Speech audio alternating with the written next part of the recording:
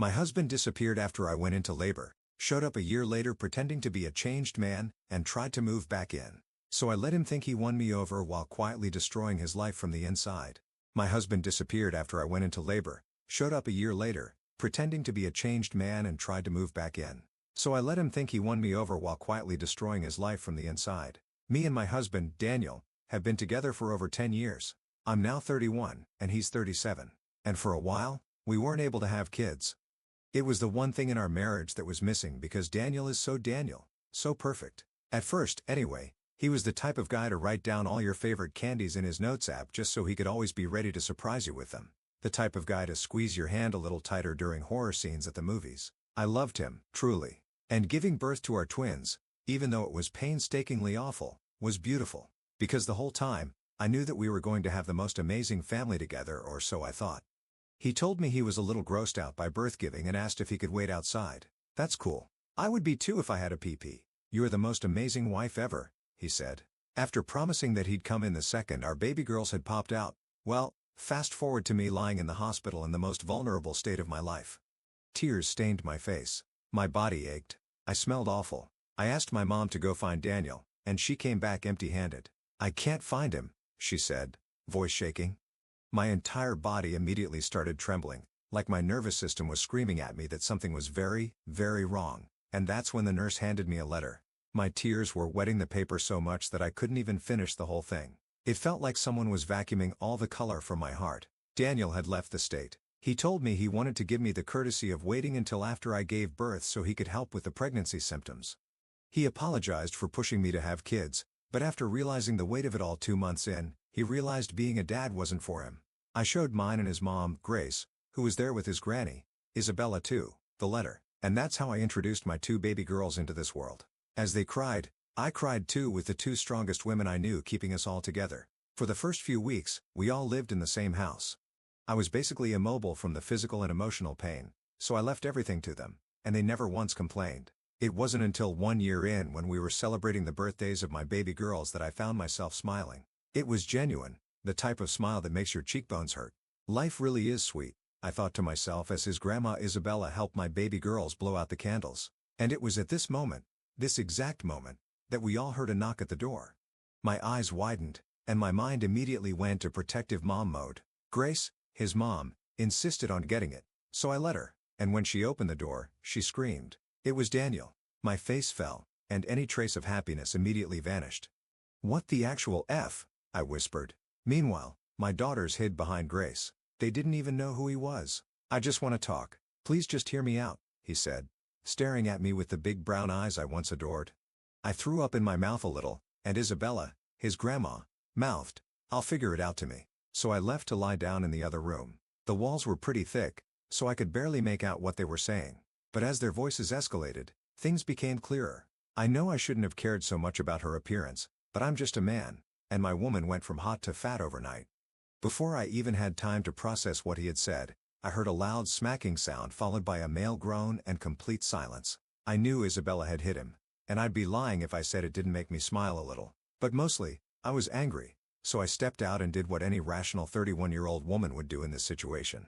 I kissed him, told him I loved him, that I'd gladly take him back, and he believed me, but I had a plan. You see, in all the nights of lying awake, I spent hours imagining what I'd do if the day came where he randomly showed up while we were still legally married, and he had a really good career. So I was going to destroy him, not just for me and not even just for Grace or Isabella, but for my baby girls too. "I love you, but we need to go slow," I told him after pulling away. "The girls can't just have you appearing in their lives overnight. It needs to be slow." He nodded eagerly like a puppy being offered treat. "Whatever you want, I'll do anything. You can start by leaving now," I said. "This is their birthday party. I'll call you tomorrow and we can figure out next steps." He left without argument. When I went back inside, Grace and Isabella were staring at me like I'd grown a second head. "What the hell was that?" Grace demanded. "That," I said, picking up one of my daughters who was reaching for me, "was the beginning of the end for Daniel. He wants back in? Fine. But he's going to regret ever walking out that door." Isabella's face broke into a slow smile. "You're planning something." "I am," I confirmed, "and I need your help." That night, after the girls were asleep, the 3 of us sat at my kitchen table plotting. Well, mostly me plotting while they occasionally reminded me not to commit actual crimes. The plan was simple. Make Daniel think he had a chance at reconciliation while I quietly prepared to take him for everything he was worth in a divorce, every penny of child support, alimony, half his retirement, the works. Was it calculating? Absolutely. Vindictive? You bet. But watching my daughter sleep that night, I knew they deserved better than a father who saw them as an inconvenience and their mother as someone who was hot until she gave birth to his children. The next morning, I called Daniel. Game on. I called Daniel the next morning while the girls were still sleeping. He picked up on the first ring like he'd been waiting by his phone all night. I kept my voice emotionless as I laid out my terms. He could start seeing the girls gradually. Supervised visits only, and we'd take things one step at a time. No rushing back into our lives. I understand completely, he said, sounding way too eager. I've changed. I promise. I want to be there for all of you. Yeah, right. I told him he could come over that weekend for an hour, and my mom would be there too. I wasn't about to let him be alone with me or the girls. I hung up and immediately felt queasy. Grace came in with coffee and saw my face. Having second thoughts? She asked. No, I replied, taking the mug, just wondering how long I can keep this act up without punching him. The next few days were a blur of preparation. I called a divorce lawyer, a shark named Melissa that my friend recommended. She listened to my story without interrupting, occasionally making notes.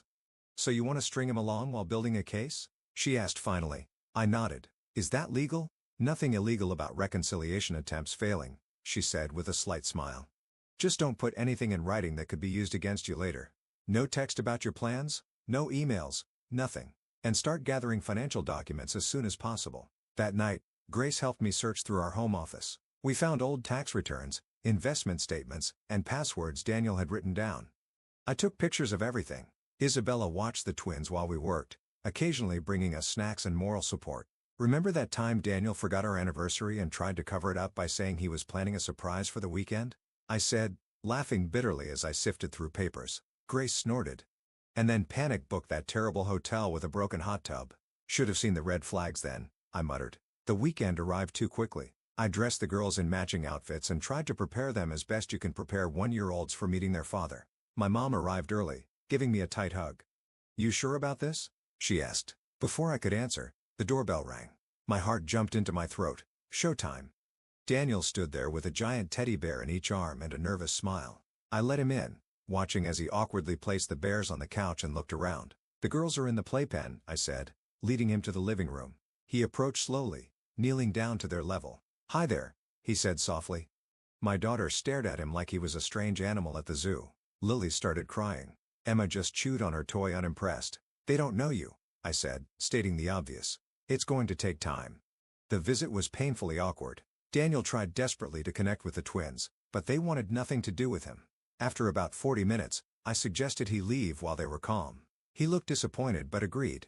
At the door, he reached for my hand. Thank you for this. I know I don't deserve it. At least he got that part right. I pulled my hand away after a moment, not wanting to overdo the act. We'll try again next week. After he left, my mom helped me put the girls down for their nap. He seems genuinely sorry, she observed. Mom, he left me in the hospital right after I gave birth. Sorry he doesn't cut it. I know, honey. Just making an observation. The next few weeks followed a similar pattern. Daniel would visit for short periods, bringing expensive gifts I'd return later. He started sending even more money for the girls, which I documented and saved. After the fourth visit, he suggested we go to dinner, just the two of us. I think that's a good idea, I said, faking enthusiasm. My mom can watch the girls. We went to an upscale restaurant where Daniel ordered expensive wine and reached for my hand across the table. I let him take it, imagining the look on his face when this all came crashing down. I miss us, he said, stroking my palm. I know I messed up. I panicked. The whole dad thing. It terrified me. I nodded sympathetically while mentally calculating child support payments. It was a lot of change at once. And honestly, he lowered his voice. Seeing you in the hospital like that, it was hard. My blood boiled, but I kept my face neutral. Hard for you? Try pushing out two humans after 26 hours of labor. He backpedaled quickly. Of course, that's not what I meant. I wasn't ready to see you in pain. I wasn't ready for any of it. The conversation continued with Daniel doing most of the talking. He'd moved back to the area. He'd been doing well at work. He'd been reading parenting books. By dessert, I almost admired his audacity. Almost. When he dropped me off, he tried to kiss me goodbye. I turned my head so he caught my cheek instead. Baby steps, I said with a small smile. I'm not ready for that yet. He nodded, looking disappointed but understanding. As soon as he drove away, I scrubbed my face where his lips had touched. I called Grace immediately. "I deserve an Oscar for this performance," I told her, kicking off my heels. The next morning, I had a scheduled call with Melissa, the lawyer. She was pleased with my progress. "Keep gathering information," she advised. "The more evidence of his abandonment and your sole parenting, the better. And start documenting expenses, everything you've paid for that he hasn't contributed to." I spent the next week digging through emails, bank statements, and medical bills. The girls had their regular checkup, and I invited Daniel to come along. He seemed uncomfortable in the pediatrician's office, but made a show of asking questions and appearing involved. The doctor who knew our situation gave me a questioning look. I suddenly shook my head. After the appointment, Daniel suggested we all go for ice cream. It was the first time we'd been out as a family, and it felt weird. A couple at the next table smiled at us. "Your daughters are adorable," the woman said. "Thank you," Daniel proudly, as if he'd been there all along. "They're daddy's little princesses." I nearly choked on my ice cream. The audacity of this man. When we got home, I made an excuse about the girls needing naps and sent him on his way. That night, Isabella came over for dinner. I told her about Daniel's daddy's little princesses comment, and she nearly threw her fork across the room. "The nerve," she exclaimed. "That boy needs another smack upside the head." "Don't worry," I assured her. "What I'm planning will hurt way more than a smack." 2 months into our reconciliation, Daniel suggested he start staying over occasionally to help with night feedings and really bond with the girls, he explained. I panicked a bit, but realized this might actually help my case.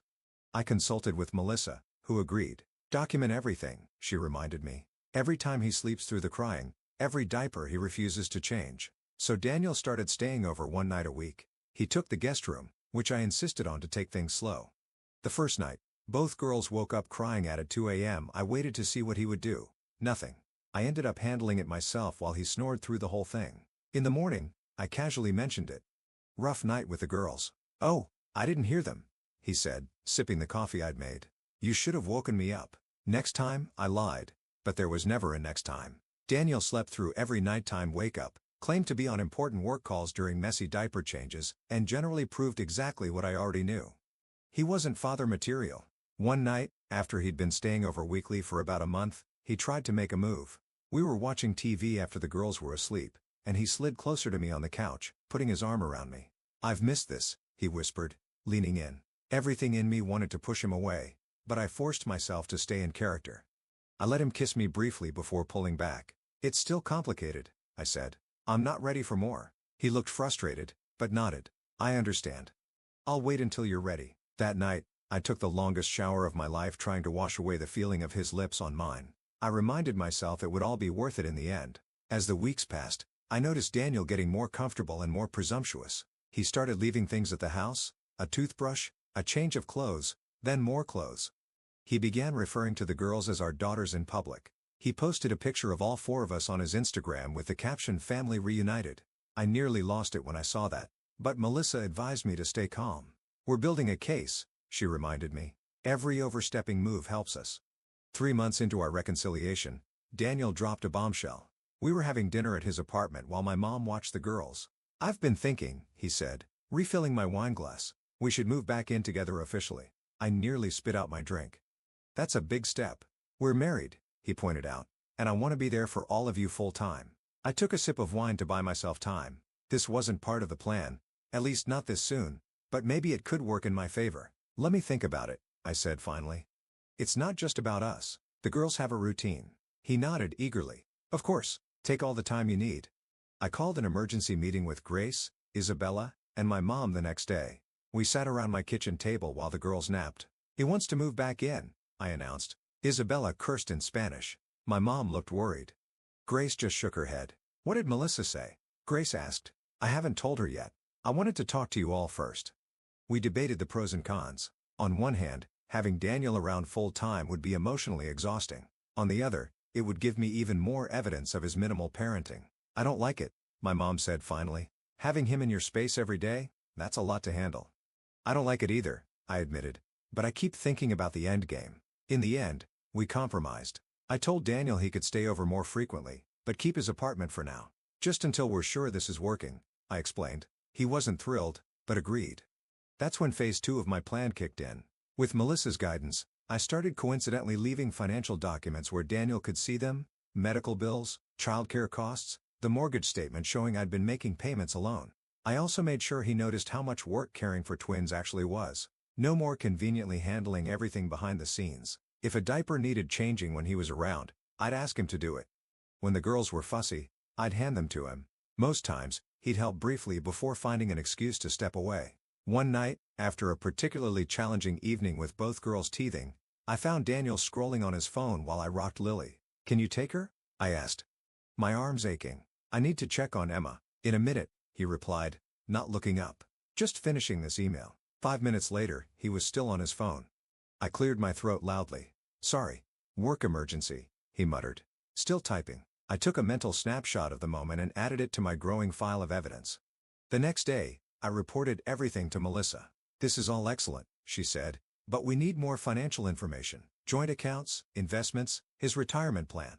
Getting that information proved trickier. Daniel kept his laptop password protected and rarely left financial statements lying around, but then an opportunity presented itself. Daniel mentioned he needed to update his beneficiaries on his 401k to include the girls. He logged into his account one evening while I was cleaning up after dinner. I casually walked by, drying a plate, and glimpsed his password as he typed it.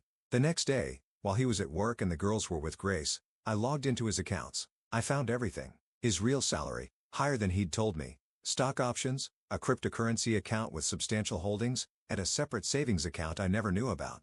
I took screenshots of everything and sent them to Melissa. She called me immediately. "This is exactly what we needed," she said. "When are you thinking of filing?"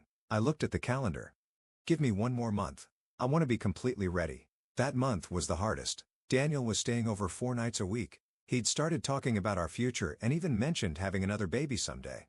Each time he brought it up, I'd smile and nod while mentally adding it to my evidence file. Grace noticed the toll it was taking. "You look exhausted," she said during one of her visits, "and not just new mom exhausted." "I'm fine," I insisted. "Just ready for this to be over." "You don't have to go through with it, you know," she said gently. "You could just file for divorce now." I shook my head. After what he did? How he left? No. He deserves this. The breaking point came unexpectedly. Daniel was supposed to watch the girls while I went to a doctor's appointment. I came home early to find them crying in their playpen while he was on a video call in the kitchen, headphones on, completely oblivious. I saw red. I picked up both girls, comforting them while glaring at Daniel. He finally noticed me and quickly ended his call. "They just started crying," he claimed. "I was about to check on them." "Sure you were." I didn't say anything. Just took the girls to their room to change them and calm them down. When I came back out, Daniel was acting like nothing had happened, asking what I wanted for dinner. That night, I called Melissa. "I'm ready," I told her. "Let's file." She had the paperwork prepared within days. We just needed to decide how to serve him. I wanted maximum impact. "His company is having a team dinner next Friday," I mentioned. "He's been talking about it all week." Melissa smiled. "Perfect." The week leading up to Friday, I played my part perfectly. I was affectionate with Daniel, made his favorite meals, and even suggested we look at houses with bigger yards for the family. He was completely blindsided. Friday evening, Daniel got dressed up for his team dinner. He kissed me goodbye, promised not to be late, and headed out the door. 2 hours later, I got a text from the process server confirming delivery. Then my phone exploded with calls and texts from Daniel. I didn't answer.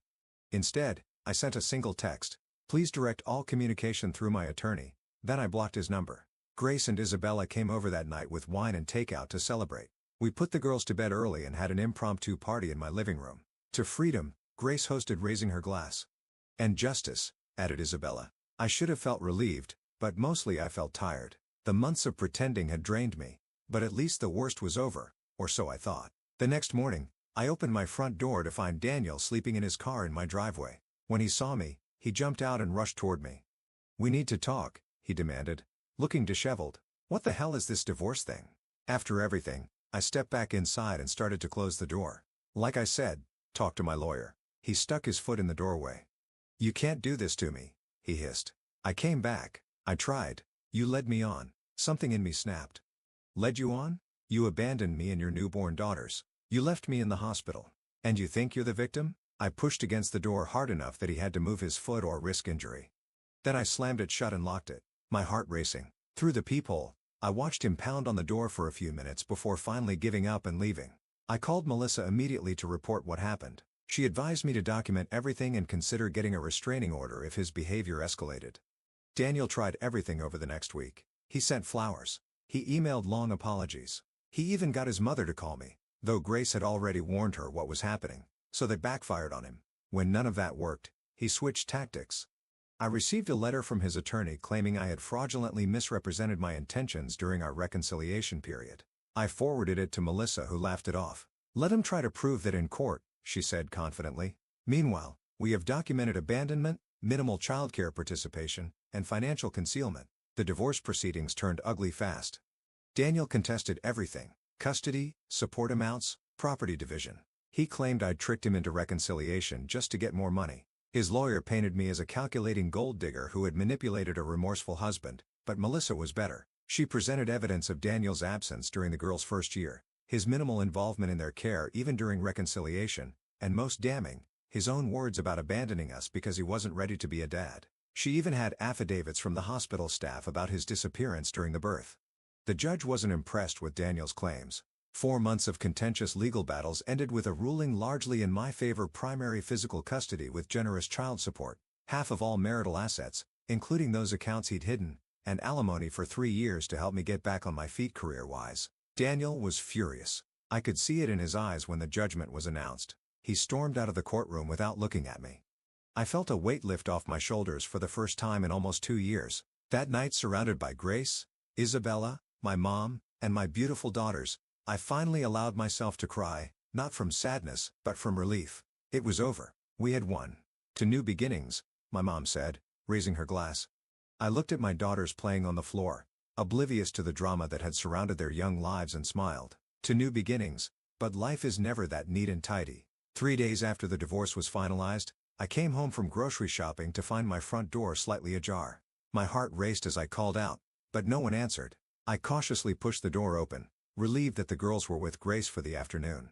The house had been ransacked, drawers pulled out, papers scattered everywhere. My laptop was gone along with some jewelry and the girls' baby books. I called the police immediately, my hands shaking as I gave them the details. "Do you have any idea who might have done this?" the officer asked as he took notes. I had a very good idea, but I needed to be careful. "My ex-husband and I just finalized a contentious divorce," I said. He wasn't happy with the outcome. "They took fingerprints and filed a report, but warned me that home invasions were common and not always solved." I spent the night at Grace's house, too shaken to stay alone. The next day, I had locks changed and a security system installed. I wasn't taking any chances. When I returned to the house to clean up, I discovered something odd. Among the scattered papers were printouts of emails between me and Melissa discussing our strategy, emails that had only been on my now stolen laptop. This wasn't a random break-in. This was Daniel looking for leverage. I called Melissa immediately. She was concerned but not surprised. "This changes things," she said firmly. "We need to file a police report specifically naming Daniel as your suspect." I hesitated, "But I don't have actual proof it was him." "The emails are pretty damning evidence," she replied. "And with the timing of the break-in right after the divorce, come on." She was right. I went to the police station that afternoon and filed an additional report specifically mentioning the emails and my suspicions about Daniel. The officer took it seriously, but warned me they'd need more than circumstantial evidence to charge him. I went back to Grace's house feeling uneasy. The girls were napping, blissfully unaware of the chaos. Grace handed me a cup of tea and sat beside me. "You know what's weird?" I said, staring into my mug. "The baby books. Why would someone steal those in a random break-in?" Grace's expression darkened. "Because they weren't random. That was Daniel trying to hurt you. He knows how much those books mean to you." I felt sick. I'd spent countless nights documenting every first smile, first tooth, first steps.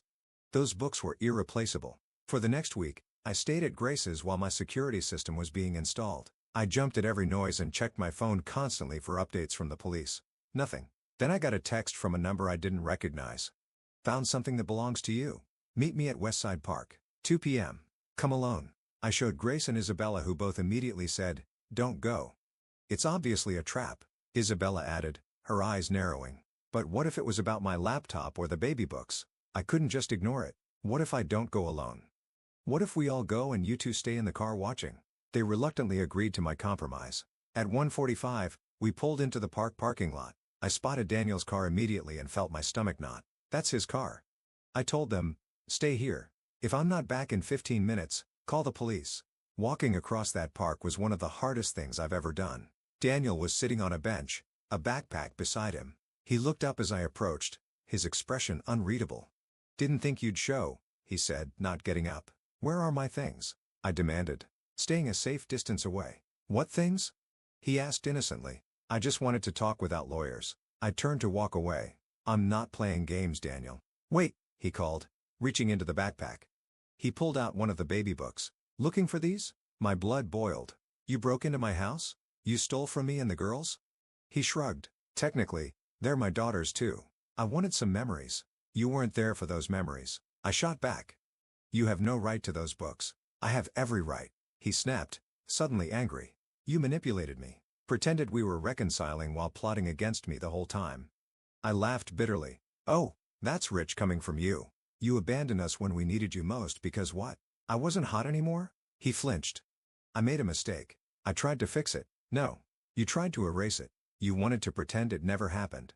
I stepped closer, finding courage in my anger. "Give me back my things, Daniel. All of them." He clutched the book tighter. "Or what? Or I press charges for breaking and entering."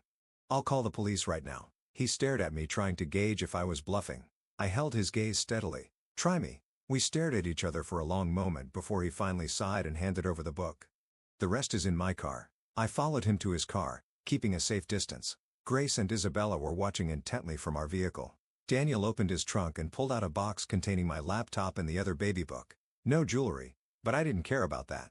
"Is that everything?" I asked coldly. He nodded, then hesitated. "I never meant for things to go this far." "Which part?"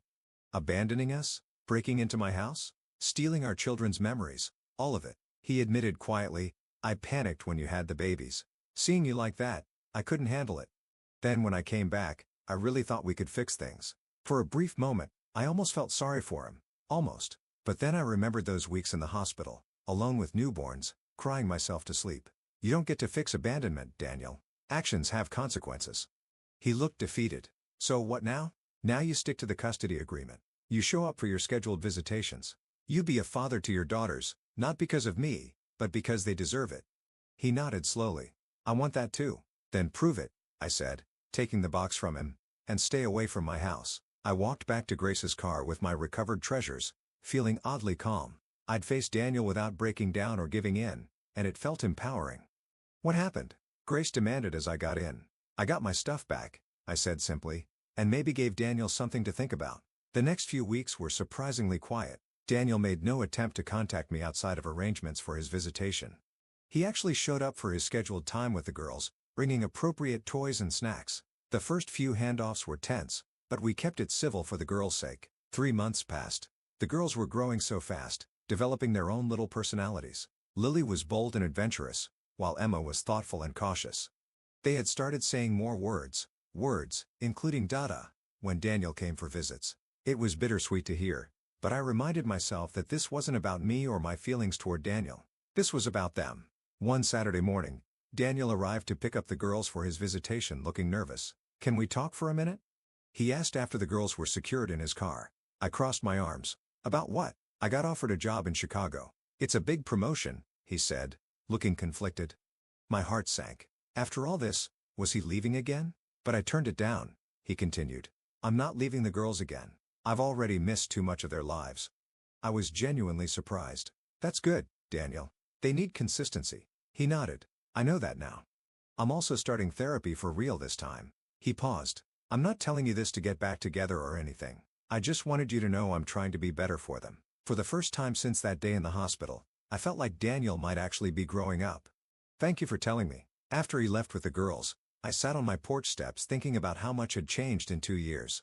I wasn't the same person who had once adored Daniel unconditionally. That woman was gone, replaced by someone stronger, more cautious, but also more compassionate. I had learned to stand up for myself and my daughters even when it meant making difficult choices. The next week, I decided it was time for a fresh start. I'd been living in the house Daniel and I bought together, surrounded by memories of our failed marriage. With my settlement money, I could afford to move somewhere new, somewhere without ghosts. I found a lovely 3-bedroom house with a big backyard, perfect for the girls to play in. It was closer to Grace and Isabella too, which was a bonus. Moving day arrived, and to my surprise, Daniel offered to help. "You don't have to," I told him when he showed up in jeans and an old t-shirt. "I want to," he insisted. "Consider it part of my amends." We spent the day moving boxes and furniture, keeping interactions brief but civil.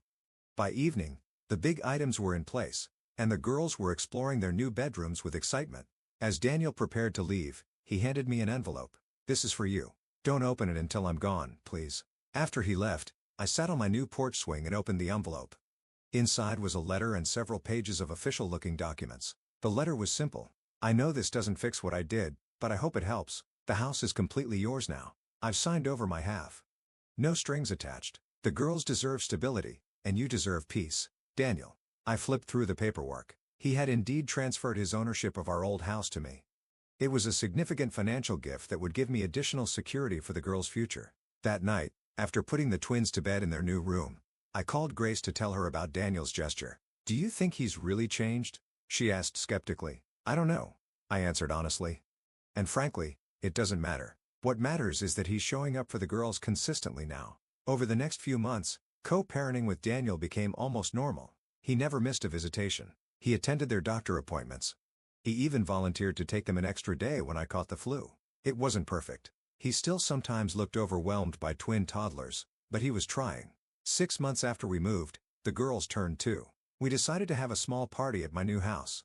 Daniel would come along with Grace, Isabella, my mom, and a few friends. I was nervous about hosting my ex for a social event, but it felt important for the girls. The party went surprisingly well. The girls were delighted by the attention and cake. Daniel kept a respectful distance from me, but interacted warmly with everyone else.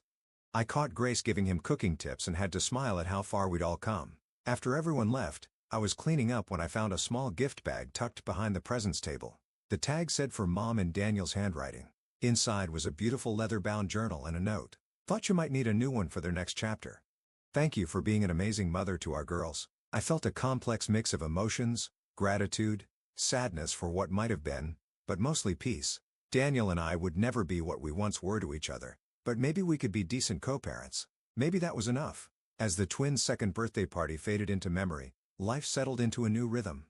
I returned to work full-time, finding a job that allowed me partial remote work. Daniel maintained his visitation schedule faithfully. Grace and Isabella remained my strongest supporters, dropping by regularly with home-cooked meals and grandmotherly advice. One evening, as I watched my girls playing in our backyard, I realized something important. We had survived the worst and come out stronger. I had faced abandonment, betrayal, and heartbreak, yet here I was building a beautiful life for my daughters. The journey hadn't been what I expected when I married Daniel all those years ago. There was no perfect husband, no fairy tale ending. Instead, there were 2 amazing little girls, a tribe of fierce women who had my back, and yes, even a father who was finally stepping up. It wasn't the family I had imagined, but it was ours. And looking at my daughters' smiling faces, I knew without a doubt that it was enough.